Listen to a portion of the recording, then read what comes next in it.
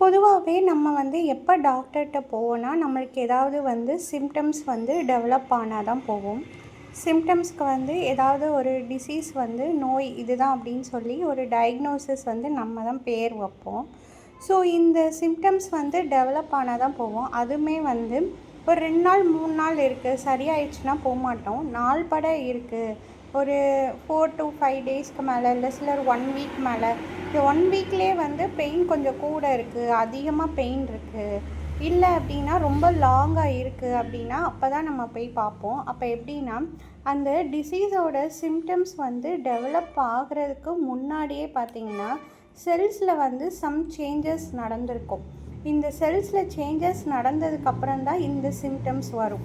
இப்போ நீங்கள் டாக்டர்கிட்ட போவீங்க, இந்த சிம்டம்ஸ் எல்லாமே சரியான உடனே என்ன பண்ணுவீங்கன்னா நிப்பாட்டிடுவீங்க. பட் என்னென்னா இந்த செல்ஸில் உள்ள சேஞ்சஸ் முன்னாடி இருந்தே நடக்க ஆரம்பிச்சிருக்கும்.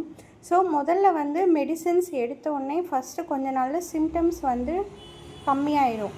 ஆனால் இந்த செல்லில் உள்ள சேஞ்சஸ் அப்படியே தான் இருக்கும். அதனால தான் திருப்பி கொஞ்ச நாள் கழித்து அகைன் சிம்டம்ஸ் வருது. ஸோ அதனால தான் டாக்டர் மெயினாக ஹோமியோபதி, நான் எங்கள் கிளினிக்கில் நீங்கள் சிம்டம்ஸ் சரியானாலும் கொஞ்ச நாள் மெடிசன்ஸ் எடுத்துக்கோங்க அப்படின்னு சொல்கிறது காரணமே அதான். அந்த செல்லில் உள்ள சேஞ்சஸும் ஃபுல்லாக கம்ப்ளீட்டாக நார்மல் ஸ்டேட்டுக்கு வரணும். அப்போ தான் க்யூர் ஆகும்.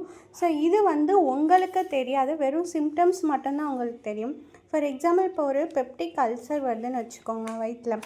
ஸோ அதில் உள்ள இந்தளவுக்கு சேஞ்சஸ் நடந்திருக்கும் உங்களுக்கு மசில் லேயரில் அந்த இது.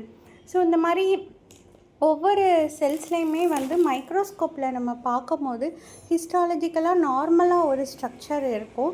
பட் டிசீஸ் வரும்போது உங்களுக்கு பார்த்திங்கன்னா அதோட ஸ்ட்ரக்சரே மாறி இருக்கும்.